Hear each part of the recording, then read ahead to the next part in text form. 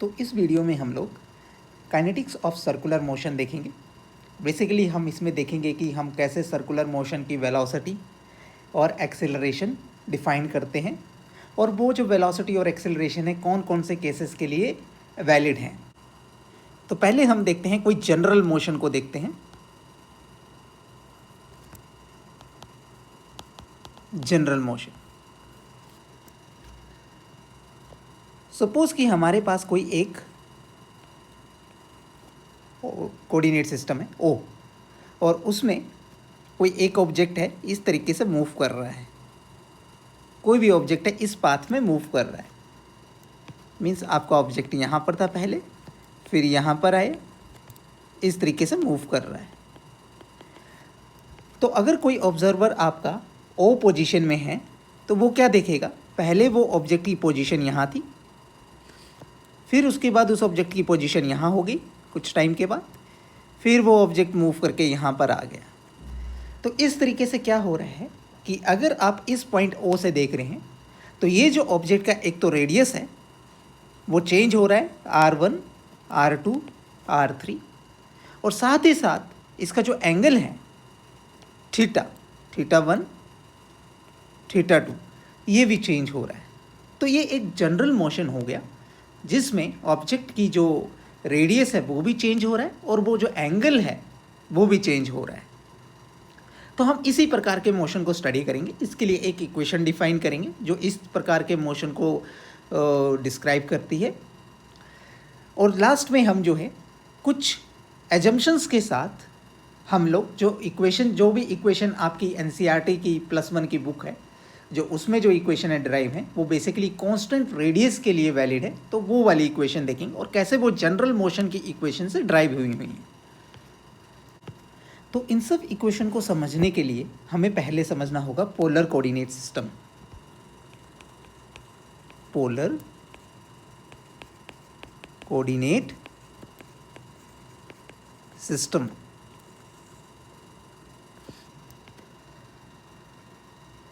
तो polar coordinate system को, जैसे मैंने अपने पिछले वीडियो में भी बताया है, हम किसी भी ऑब्जेक्ट की पोजीशन को r एंड थीटा से रिप्रेजेंट करते हैं। इन polar coordinate system we describe the position of an object by r and theta, जहाँ पर r जो है वो रेडियस होता है फ्रॉम सम ऑरिजिन, एंड जो थीटा जो है वो एंगल होता है। थीटा जो है एंगल होता है। जैसे हम एक केस लेते हैं, जैसे मेरे पास कोई कार्टेशियन कोऑर्डिनेट सिस्टम दे दिया है।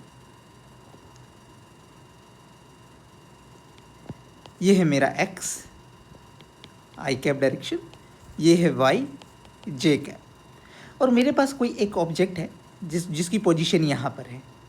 तो हम कार्टेशियन कोऑर्डिनेट में क्या करते थे, हम किसी भी ऑब्जेक्ट की जो पोजीशन है वो हम डिफाइन कर, इस पॉइंट P की पोजीशन को डिफाइन करते थे। वो कैसे करते थे, R position equal to x i cap plus y j cap, परंतु ये जो है हमारा कार्टेशियन में था। अब हमें करना है पोलर कोऑर्डिनेट में। पोलर कोऑर्डिनेट में हम क्या करते हैं, पोलर कोऑर्डिनेट में हम पोजीशन जो भी डिस्क्राइब करते हैं या किसी भी वेक्टर का पोजीशन डिफाइन करते हैं वो r वेक्टर मतलब रेडियस और थीटा की टर्म पे करते हैं। मतलब हम कभी भी किसी पोजीशन की या किसी भी ऑब्जेक्ट की पोजीशन बताएंगे तो हम उसका पहले बताएंगे कि वो ओरिजिन से, जो पॉइंट ओ है, ओरिजिन से कितना रेडियस पे r मैग्नीट्यूड, और वो कितना एंगल बना रहा है x एक्सिस से। तो इस तरीके से भी हम किसी भी ऑब्जेक्ट की पोजीशन को बता सकते हैं। जैसे सपोज हमारे पास कोई दूसरा पॉइंट है, तो मुझे क्या चाहिए होगा इसका पोजीशन बताने के लिए, मुझे एक r चाहिए होगा, radius, suppose this is point Q, तो मेरे पास RQ बताना पड़ेगा, और एक एंगल बताना पड़ेगा डेट इज θQ। तो अगर मेरे पास ये दो इन्फॉर्मेशन है तो मैं इस ऑब्जेक्ट की पोजीशन r एंड थीटा से भी रिप्रेजेंट कर सकता हूँ। तो अभी जैसे हमारे पास कोऑर्डिनेट सिस्टम में यूनिट वेक्टर होते थे I cap and J cap, similarly हमारे पास पोलर कोऑर्डिनेट सिस्टम पे भी कोऑर्डिनेट सिस्टम यूनिट वेक्टर्स होते हैं, वो उनको बोलते हैं R cap and theta cap. तो unit vector in polar coordinate,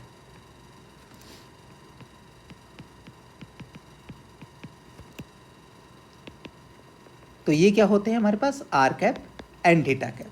और ये कैसे दिखते हैं, वो होते हैं इस प्रकार से, जैसे हमारे पास ये है कार्टेशियन कोऑर्डिनेट एक्स वाई। तो हमारे पास कोई एक ऑब्जेक्ट है यहाँ पर, तो उसका जो है रेडियस है जो ओरिजिन से वो है आर, ओरिजिन ओ से, तो इसका एक यूनिट वेक्टर होगा रेडियली, उसको हम बोलते हैं आर कैप यूनिट वेक्टर, और एक होगा उसका perpendicular to the R unit vector, उसको बोलते हैं थीटा कैप, जो ये 90 डिग्री पे है। तो R cap and theta cap जो है ये इसके यूनिट वेक्टर है पोलर कोऑर्डिनेट सिस्टम में, और यही हमें पोलर कोऑर्डिनेट सिस्टम में बताता है कि हमारा या वेलोसिटी या एक्सेलरेशन है वो कौन सी डायरेक्शन में है, क्या वो हमारा आर डायरेक्शन में है कि वो थीटा डायरेक्शन में है। जैसा कि हम आने वाले अब लेटर इसी वीडियो में हम देखेंगे कि जब एक्सेलरेशन निकालेंगे या वेलोसिटी निकालेंगे तो वो कौन सी डायरेक्शन की वेलोसिटी है, क्या वो वेलोसिटी थीटा डायरेक्शन की है या क्या वो वेलोसिटी आर डायरेक्शन की है। तो अभी क्या करते हैं, अभी हम सिर्फ इस पार्ट को देखते हैं, हम सिर्फ इस पार्ट को देखते हैं, इसको थोड़ा जूम करते हैं, इसको यहाँ लाते हैं। तो हमारे पास एक है आर यूनिट वेक्टर और एक है थीटा यूनिट वेक्टर। ये सब बेसिक्स है पोलर कोऑर्डिनेट सिस्टम के। ये सब सीखने के बाद ही आप लोग सर्कुलर मोशन को अच्छी तरह से समझ पाएंगे। और हमारे पास एक कोऑर्डिनेट सिस्टम भी ड्रॉ कर देते हैं,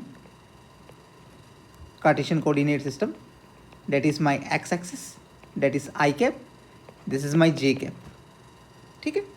और ये एंगल अगर थीटा है तो ये भी एंगल हमारे पास क्या होगा, थीटा होगा। बेसिकली अभी हमने क्या करना है, हमने आर एंड थीटा को आई कैप एंड जे कैप की फॉर्म पे लिखना है। तो हम लिखते हैं, तो आर कैप को कैसे लिख सकते हैं हम लोग, आर कैप हमारे पास यहाँ पर क्या प्रोजेक्शन दे देगा, यहाँ देगा आर यूनिट वेक्टर का मैग्नीट्यूड कोस थीटा, और वाई डायरेक्शन में हमें जे कैप में हमें क्या दे देगा, ये दे देगा आर यूनिट वेक्टर का मैग्नीट्यूड साइन थीटा। तो हम कैसे लिख सकते हैं आर यूनिट वेक्टर को कार्टेशियन कोऑर्डिनेट सिस्टम में, आर यूनिट वेक्टर का magnitude cos theta I cap plus R unit vector का magnitude sine theta J cap, इस तरीके से हम लिख सकते हैं। अब सिमिलरली थीटा कैप को लिखते हैं, तो थीटा कैप को हम कैसे लिख सकते हैं, थीटा कैप को हम लिख सकते हैं, इस साइड हमारे पास क्या हो जाएगा, नेगेटिव डायरेक्शन में थीटा यूनिट वेक्टर का मैग्नीट्यूड साइन थीटा। सिमिलरली जे कैप में क्या हो जाएगा, ये जे कैप में हमारे पास हो जाएगा थीटा यूनिट वेक्टर का मैग्नीट्यूड कोस थीटा। तो अभी इसको कैसे लिखेंगे हम लोग, theta cap equal to negative, क्योंकि ये नेगेटिव डायरेक्शन में है, थीटा यूनिट वेक्टर का magnitude sine theta I cap plus theta unit vector का magnitude cos theta J cap. इसको अगर हम थोड़ा सा और सही तरीके से लिखेंगे, क्योंकि मैग्नीट्यूड ऑफ यूनिट वेक्टर क्या होता है, वो हो जाता है 1, तो हम कैसे लिख सकते हैं, R unit vector equal to cos theta I cap plus sine theta J cap, और थीटा यूनिट वेक्टर को कैसे लिख सकते हैं, minus sine theta I cap plus cos theta J cap. इस तरीके से हम यूनिट वेक्टर को लिख सकते हैं, R cap and theta cap को। तो ये जो है ये हमारा मेन रिलेशन है, इसका हम यूज़ करेंगे वेलोसिटी और एक्सेलरेशन निकालने के लिए। अभी इसमें एक पॉइंट हम नोटिस करते हैं कि जो आर कैप और थीटा कैप है, R cap and theta cap, वो किसका फंक्शन है, वो है हमारे जो भी एंगल है एक्स एक्सिस के साथ जो थीटा एंगल है उसके फंक्शन है। तो इसका मतलब है अगर हमारा वेक्टर जो है पोजीशन वेक्टर चेंज कर रहा है, जैसे ये θ1 है और ये चेंज करके हमारे पास हो गया θ2, तो θ1 एंड θ2 में चेंज हो रहा है तो हमारा R cap and theta cap भी चेंज हो रहा है। तो R cap and theta cap जो है फिक्स नहीं है। जैसे हमारे कोऑर्डिनेट सिस्टम में आई कैप और जे कैप फिक्स थे, पोलर कोऑर्डिनेट सिस्टम में R cap and theta cap fix नहीं रहते हैं, वो चेंज करते रहते हैं। ठीक है, ये बहुत इंपॉर्टेंट है, नोटिस करना।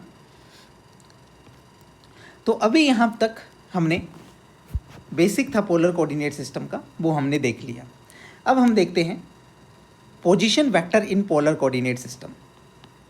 Position vector in polar coordinate system.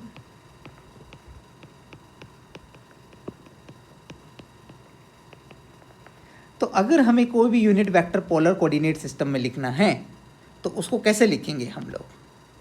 तो उसको लिखने के लिए हम कैसे करते हैं, कोई भी एक पोजीशन वेक्टर है पोलर कोऑर्डिनेट सिस्टम में लिखना है, उसको लिखने के लिए आर वेक्टर का मैग्नीट्यूड और आर वेक्टर का यूनिट कैप, यूनिट वेक्टर इन आर डायरेक्शन।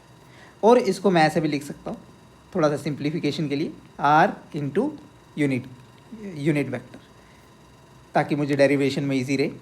तो जिसमें जो आर वेक्टर का मैग्नीट्यूड है उसको मैंने आर ले लिया है। तो अभी आप देखोगे इस इक्वेशन में हमारे पास थीटा का कोई टर्म ही नहीं आया है। जो भी यूनिट वेक्टर है वो आर यूनिट वेक्टर से ही रिप्रेजेंट कर दिया है, तो थीटा कैप कहाँ गया? परंतु हमें देखना पड़ेगा कि जो आर कैप है उसमें ही थीटा है। ये जो थीटा है आर वेक्टर में थीटा है, ये जो आर वेक्टर है ये आर वेक्टर इसी वजह से तभी आएगा जब आपको थीटा पता होगा। किसी भी कोई अगर आपके पास कोई ऑब्जेक्ट पी है उसका थीटा पता होगा तभी आपके पास आर यूनिट वेक्टर का वैल्यू आएगा। तो इसका मतलब आपको थीटा पता चल जाएगा वहाँ से।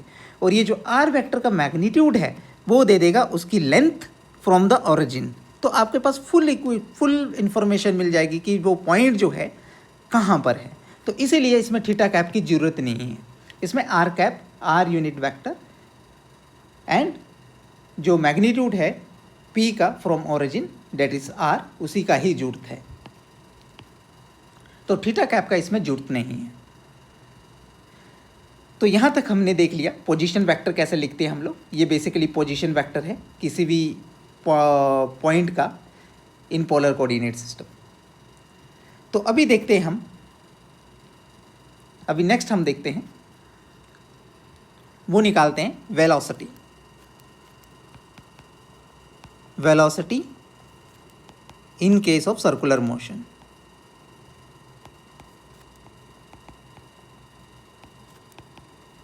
अब सर्कुलर मोशन में वेलोसिटी कैसे निकालेंगे? तो जैसे मैंने बताया आपके पास आर वेक्टर क्या है, R into R unit vector. और पहले से हम पढ़ चुके हैं वेलोसिटी क्या होता है, D R vector by D T. तो जस्ट हमें इसको डिफरेंशिएट कर देना है। तो जब इसको हम डिफरेंशिएट करेंगे तो हमारे पास वेलोसिटी क्या हो जाएगा, D by D T R R unit vector. ठीक है, तो इसको हम डिफरेंशिएट करेंगे तो हमारे पास क्या आ जाएगा, R unit vector D R by D T plus R D R unit vector by D T. ठीक है, इसको ले लेते हैं हम टर्म 1, इसको हम ले लेते हैं टर्म 1 और इसको ले लेते हैं टर्म 2। तो पहले हम देखते हैं टर्म 2 को। टर्म 2 को देखते हैं, टर्म 2 को थोड़ा सा और ढंग से देखते हैं। तो हमारे पास है डी बाई डी टी और आर यूनिट वेक्टर कैसे लिखा हुआ था मैंने, आर यूनिट वेक्टर मैंने जैसे यहाँ पर बताया था, आर यूनिट वेक्टर को अभी ये पुट कर दीजिए, ये पुट कर दीजिए। तो आपके पास आर यूनिट वेक्टर क्या हो जाएगा, आर यूनिट वेक्टर हो जाएगा कोस theta I cap plus sine theta J cap. ठीक है, इसके पीछे का लॉजिक मैं बताऊंगा ऐसा क्यों कर रहे हैं हम लोग। आर और डिफरेंशिएशन ऑफ कोस थीटा क्या होता है, minus sine theta I cap, oh sorry sine theta into D theta by D T I cap plus sine के क्या होता है, cos theta D theta by D T J cap.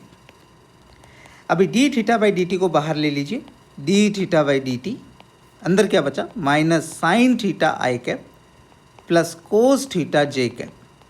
अगर आप इस टर्म को देखोगे तो ये टर्म किसके बराबर है, ये टर्म आपकी हो जाएगी थीटा यूनिट वेक्टर के बराबर। कैसे, आप जब यहाँ देखेंगे तो ये जो थीटा यूनिट वेक्टर है minus sine theta I cap cos theta ji cap के बराबर है। तो सिमिलरली हमें यहाँ पर ये मिला है। तो यहाँ से हमें क्या पता चलता है, ये जो टर्म है पूरी की पूरी are D theta by D T वो थीटा कैप में है। अभी हम जो ये जो है D theta by D T इसको हम लिख सकते हैं ओमेगा। ओमेगा क्या होता है, angular velocity, angular velocity omega.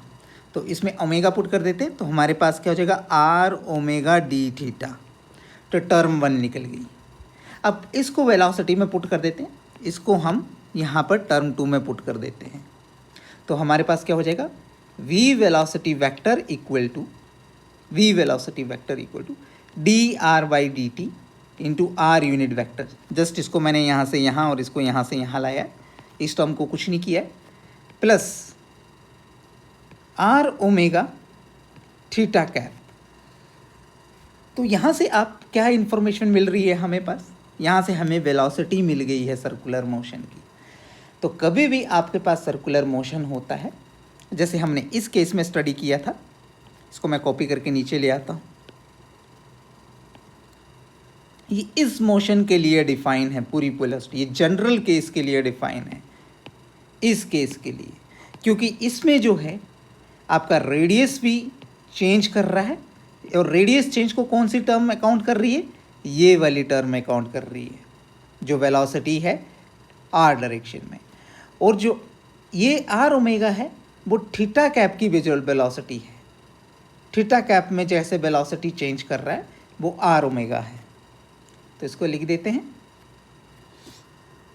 तो ये जो है वो है वेलोसिटी इन रेडियल डायरेक्शन, रेडियल डायरेक्शन को बता रहा है, दैट इज आर कैप। और जो ये जो कंपोनेंट है वो है वेलोसिटी इन थीटा डायरेक्शन में बता रहा है, मतलब टेंजेंशियल डायरेक्शन में। ठीक है, ये दो वेलोसिटी हमें मिल गई हैं। अब देखिए आपकी जो बुक है, जो एनसीईआरटी है, उसमें एक इसी इक्वेशन का पार्ट है, एजम्पशन है एक। अब एजम्पशन क्या है, जिसकी वजह से उसको हम केस करके लिखते हैं, केस। ठीक है, केस हम क्या बोलते हैं, जो हमारा रेडियस है वो चेंज नहीं कर रहा है विद रिस्पेक्ट टू टाइम। तो ऐसा लिखते हैं, for constant radius circular motion. तो हमारा क्या हो जाएगा, आर जो है कांस्टेंट हो जाएगा, आर कांस्टेंट हो जाएगा। अगर आर हमारा कांस्टेंट हो जाएगा तो ये जो आर का डेरिवेटिव है वो क्या हो जाएगा, जीरो हो जाएगा। तो बेसिकली हमारे पास क्या इक्वेशन रह जाएगी, v वेलोसिटी, इसको हम कैंसिल कर देंगे क्योंकि हमारे पास रेडियस चेंज नहीं कर रहा है, आर ओमेगा थीटा का। तो ये जो कंपोनेंट है वो चला जाएगा जीरो। तो इस केस में हमारे पास एक ही वेलोसिटी बचती है, आर ओमेगा थीटा कैप, और zero in are unit vector. तो हमारे पास सिर्फ एक ही वेलोसिटी है, आर ओमेगा, और वो कौन सी डायरेक्शन में, थीटा डायरेक्शन में है।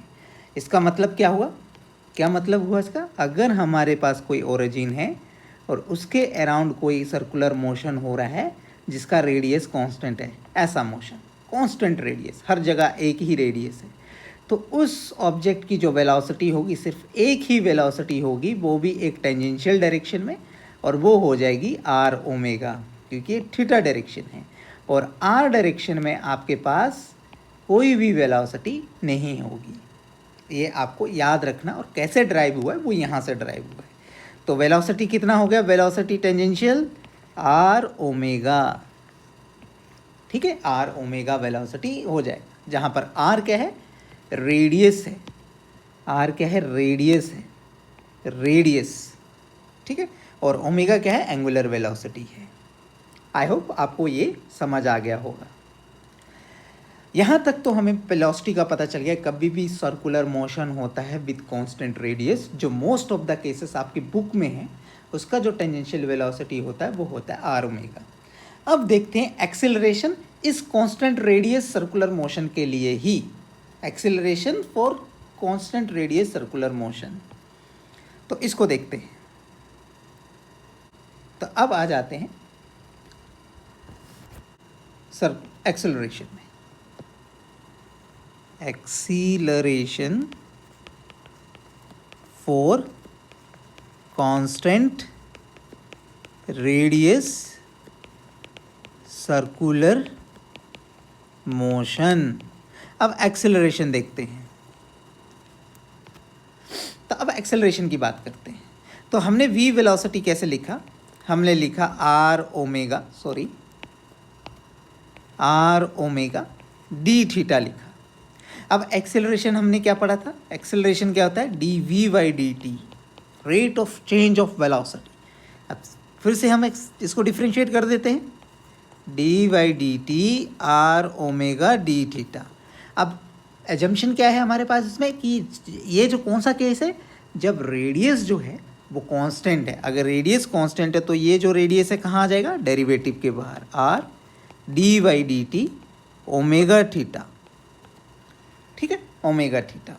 तो अब इसको कर देते हैं डिफ्रेंशिएट। तो ये हो जाएगा हमारे पास R omega D theta unit vector D T, ठीक है, plus unit vector D omega by D T. ये हमारे पास हो जाएगा डेरिवेटिव। अब इसमें भी हम दो टर्म्स को डिफाइन कर देते हैं। इसको ले लेते हैं टर्म 1 और इसको ले लेते हैं टर्म 2। तो पहले देखते हैं हम टर्म 1 को। टर्म 1 को फोकस करते हैं। टर्म 1 को फोकस करते हैं। क्या है हमारे पास? Omega D theta unit cap by D T. अब इसमें भी क्या करेंगे? सिमिलरली जैसे वेलोसिटी में किया था, इसमें थीटा यूनिट कैप को पुट कर देंगे। थीटा यूनिट कैप क्या था हमारा? Sign theta I cap plus cos theta J cap. तो ये कहाँ से पुट किया हमने? जो हमने यहाँ पर ड्राइव किया है, यहाँ पर ड्राइव किया है, ये वाला एक्सप्रेशन हमने वहाँ पुट कर दिया। तो यहाँ से हमें डेरिवेटिव करने के बाद हमें क्या मिलेगा? हमें मिलेगा ओमेगा नेगेटिव साइन का डेरिवेटिव क्या होता है? Cos theta D theta by D T I cap, और कोस साइन का क्या होता है? Cos theta D theta by D T, और कोस का हो जाता है negative sine theta D theta by D T J cap हो जाता है। नेगेटिव बाहर आ जाएगा, omega D theta by D T भी बाहर आ जाएगा, क्योंकि वो ये जो डी थीटा कॉमन है, और हमारे पास अंदर क्या बचा? कोस theta I cap plus sine theta J cap. अब आप गौर से फिर से देखो कि कोस theta I cap and sign theta I cap J cap किसके बराबर हो जाता है? आर यूनिट वेक्टर के बराबर हो जाता है।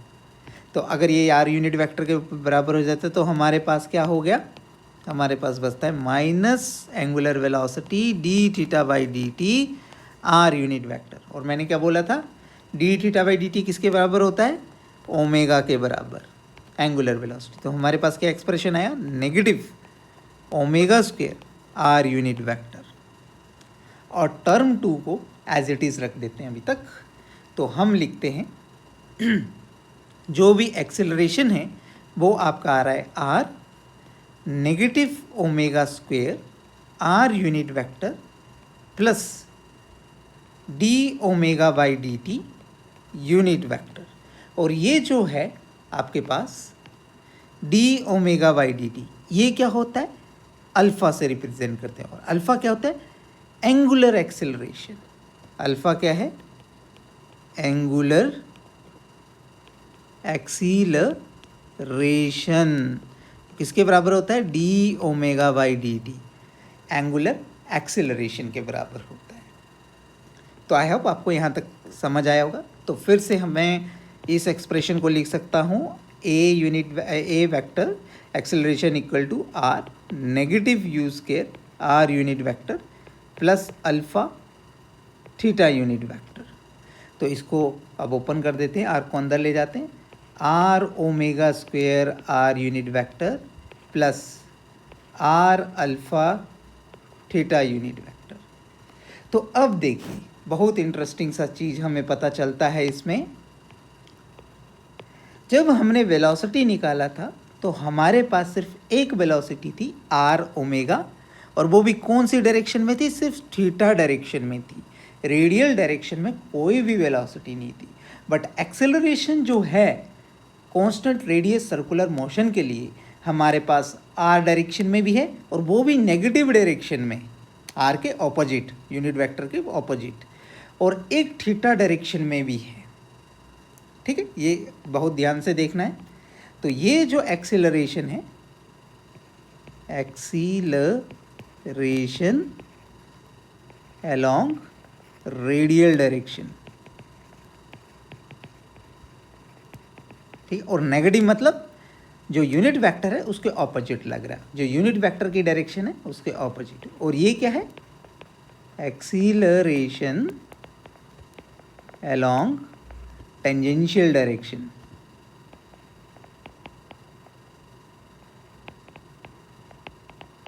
तो इसको हम ड्रॉ भी करते हैं। तो जैसे हमारे पास कोई एक सर्कुलर मोशन है इस तरीके का, तो ये हमारे पास, तो उसका जो है इनवर्ड की तरफ रेडियल डायरेक्शन कहाँ होता है? रेडियल डायरेक्शन जो होती है वो होती है इस डायरेक्शन में, आर यूनिट वेक्टर, और थीटा कैप किस डायरेक्शन में होता है? हमारा 90 डिग्री थीटा कैप इस डायरेक्शन में होता है। तो इस केस में हमारा एक्सेलरेशन क्या हो रहा है? नेगेटिव इस डायरेक्शन की तरफ आ रहा है, और कितना है?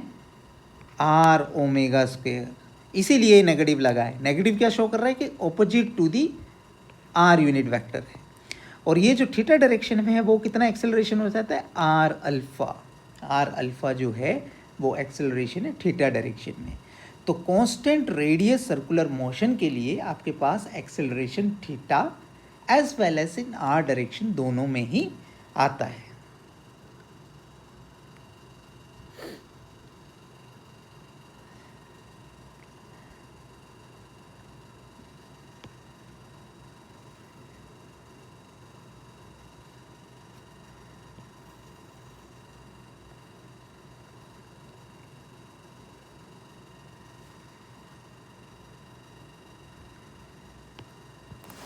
तो हम इसको थोड़ा सा डिवाइड करके लिखते हैं। Acceleration in radial direction is equal to negative R omega square. Acceleration in tangential direction equal to R alpha. ठीक है, अब इसी में ही एक सब केस भी आता है कांस्टेंट रेडियस सर्कुलर मोशन के लिए, उसको बोलते हैं हम यूनिफॉर्म सर्कुलर मोशन। इसको हम लिखते हैं यूनिफॉर्म सर्कुलर मोशन। अब ये क्या होता है? ये कांस्टेंट रेडियस के लिए ही डिफाइन करता हूँ, फॉर कांस्टेंट रेडियस केस। ठीक है, अब आपके पास कुछ एक सर्कुलर मोशन जो हैं ऐसे भी होते हैं जिसमें जो एंगुलर एक्सेलरेशन है वो जीरो हो जाता है, मतलब अल्फ़ा जो है वो जीरो हो जाता है। ठीक है, अल्फ़ा एक्स जीरो होने का मतलब क्या है? केस ओमेगा जो है वो कांस्टेंट हो गया, मतलब कांस्टेंट एंगुलर वेलोसिटी। अगर किसी भी सर्कुलर मोशन का कांस्टेंट एंगुलर वेलोसिटी है तो उसका एंगुलर एक्सेलरेशन क्या होगा? जीरो हो जाएगा। तो अल्फ़ा अगर ज़ीरो हो गया तो आपके पास क्या हो गया? आपके पास जो टेंजेंशियल कंपोनेंट है वो जीरो हो जाएगा। क्यों? क्योंकि आपके पास अल्फ़ा जीरो हो गया है। तो इस केस में आपके पास एक्सेलरेशन टेंजेंशियल क्या हो जाएगा? जीरो। बट आपके पास इसमें सिर्फ एक एक्सेलरेशन रहेगा, वो है रेडियल एक्सेलरेशन। तो इस केस में आपके पास सिर्फ रहेगा a radius acceleration that is in negative direction, R omega सिर्फ। तो इस केस में सिर्फ एक ही रेडियस आएगा यूनिफॉर्म सर्कुलर मोशन के लिए, that will be in negative R unit vector direction and that is R omega square. तो आपको ये याद रखना है, ठीक है। तो एक बार सारे फॉर्मूलों की समरी कर लेते हैं हम लोग, क्या क्या मेन चीज़ें पड़ी और कब कब वैलिड है।